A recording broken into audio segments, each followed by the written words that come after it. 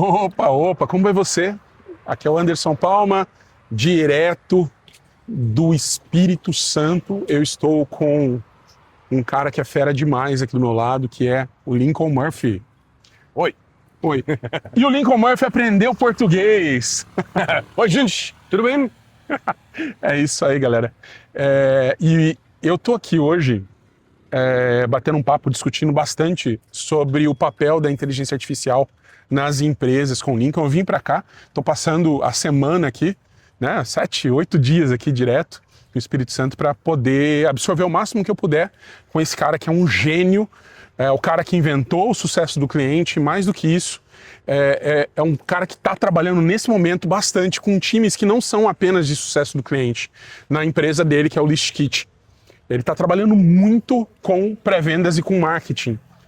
E eu queria aproveitar a oportunidade para discutir alguns desses assuntos hoje junto com ele. So, Lincoln, we are talking about a little bit about AI, like all the time about AI. A little bit. Okay, so tell us a little bit about what you are doing with AI right now. Oh man, everything. It's completely transformed the business, the way I operate, the way I think about stuff, for better or worse sometimes. You know, one of the things we've been talking a lot about is the fact that you can do so much with AI, and you can have a lot of really great ideas, and you can just, you know, try all sorts of things, which can cause a lot of chaos. So yeah, you need to, just like anything else, you need to kind of figure out what you're trying to do, what you're trying to solve for, what problems are you trying to solve, what opportunities are you trying to take advantage of, and, you know, prioritize. Like it's just like any other tool from that standpoint, except you can have so many crazy ideas, and, you know, it's kind of like one thing done well is better than, you know, 10 half-baked ideas, 10 half vibe-coded apps, right? So it's just all about like being resourceful, just like with anything else. You know, you don't want to just kind of go crazy with it, and you can do that because there's so many opportunities to just go down a rabbit hole on an idea, and then, you know, do the same thing with 12 other ideas at the same time. So yeah, and we were actually talking about that as well, because what normally happens is someone gets into the company just to do like a lot of stuff from the AI standpoint, but the company is not ready for that. So it probably is happening a lot in the US as well, right? it's happening everywhere. But yeah, I mean, there's definitely a push to, you know, be AI first, or to be you know, they're like, it's funny to go from not being AI first to all of a sudden being AI first. I'm not sure that's actually AI first. Yeah. It's more of a transformation towards being, you know, more about AI. But, you know, it's about like increasing efficiency,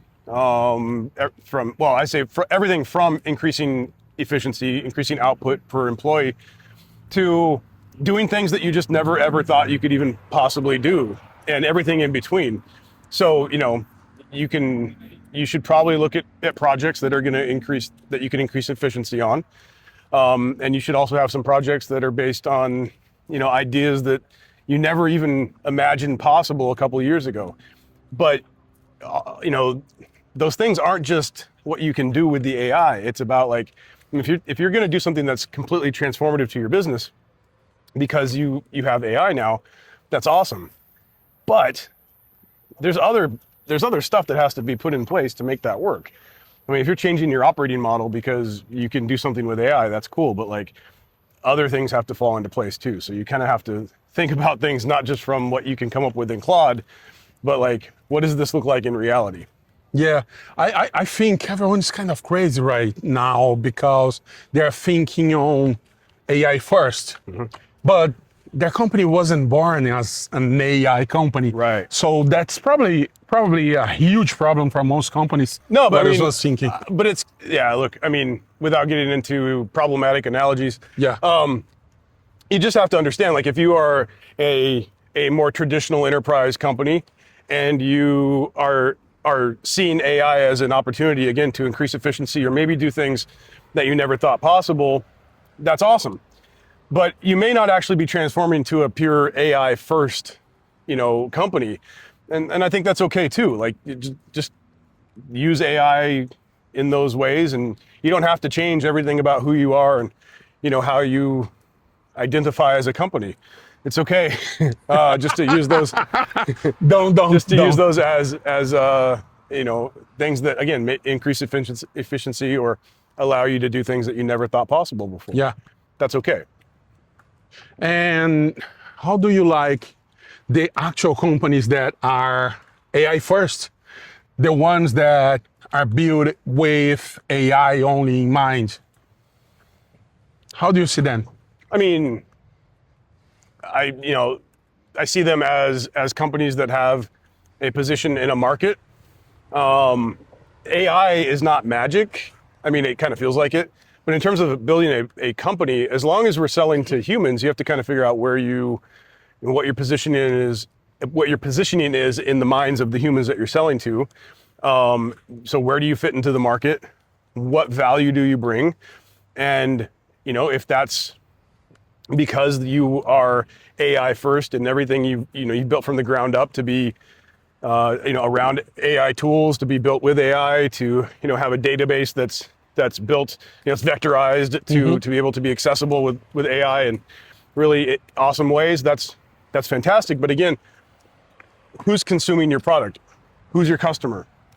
Right now, we have agents and all this other stuff, and that's awesome. But right now, probably who's consuming your product, at least from a commercial standpoint, is going to be a human.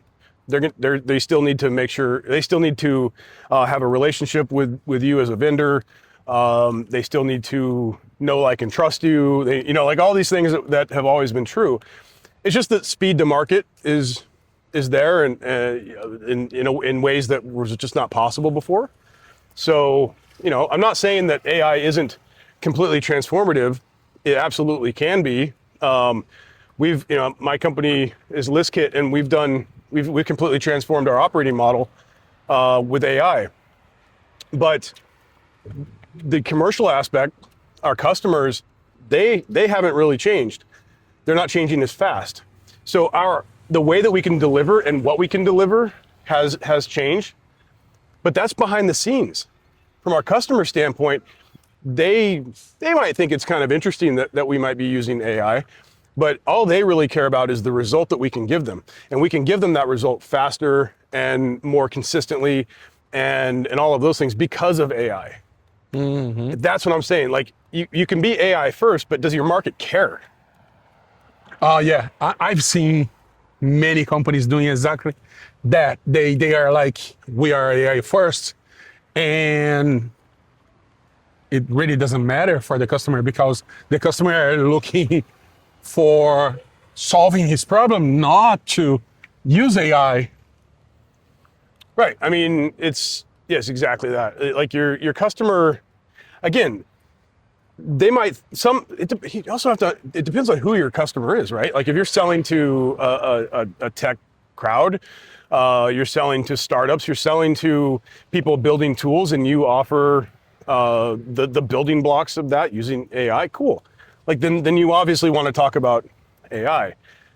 But if you're selling to a market for whom AI on a daily basis is just not something that they're super interested in because they just want to be able to do more of their core business, whatever that is, then, don't talk about the AI as much, talk about what that AI enables you to do for them, right? Again, nothing has really changed from that, like marketing and sales and just like this customer success approach to things, in that we're here to solve for, some sort of outcome for our customers. And the fact that we use AI just means that we can do that better, faster, cheaper, or whatever your selling point is. But it's still that thing that the customer is trying to get that matters. Yeah. Another thing that I've been hearing a lot is, okay, so AI is here. Is it gonna come up for my job? What do you think about? I mean, maybe. Probably, but like, I don't know. And if anybody tells you what the next 3 or 5 years look like, They don't know. Nobody knows. I can tell you this though, in the next little bit of time, whatever that is, because time, like AI is also definitely compressing the time from in terms of the speed at which things happen. But I will tell you, what you should be afraid of is not AI taking your job. It's somebody who knows AI taking your job. Yeah. So if you're afraid of AI because you think it's going to affect your job, you're right. But not in the way that you probably think about it. Like somebody isn't gonna, or like AI isn't, you're not gonna be replaced by an AI agent. You might, that doesn't mean it's gonna work. And they might come back and be like, hey, could you come back and actually do the job because that agent we built, has gone like crazy and it's not working. But most, like what's really gonna be happening in the next little while, I think, this is my opinion, it is what we're doing at ListKit. It is what I'm seeing in the companies that I have visibility into and that I help, is that we're gonna be using AI agents, agentic workflows, things like that to increase the capacity of our CSMs, of our AMs, onboarding specialists, things like that, to do things for customers that we never thought possible before. And so it's not just increasing efficiency, it's increasing output, it's increasing the success of our customers. That is happening. But that doesn't mean we're replacing humans with that. It means we're making the humans much more effective. And we're actually letting the humans do what the humans are best at. And we're able to offload so much more onto automations and workflows than we ever could in the past. And we're able to do that at a much faster rate. That's what's really cool. So I want my humans doing what humans should be doing.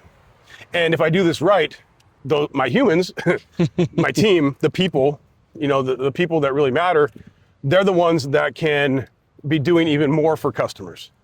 And so one of the mantras that we have in ListKit is, what's the most we could do for customers, not what's the least.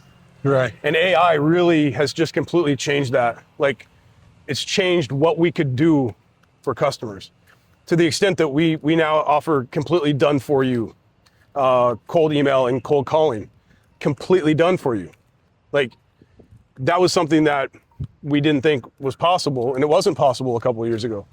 But now, because of AI, we're able to do that. But the secret is our humans are a major part of that process that sort of feed the machine, if you will. They're the ones that have the relationship with the customer.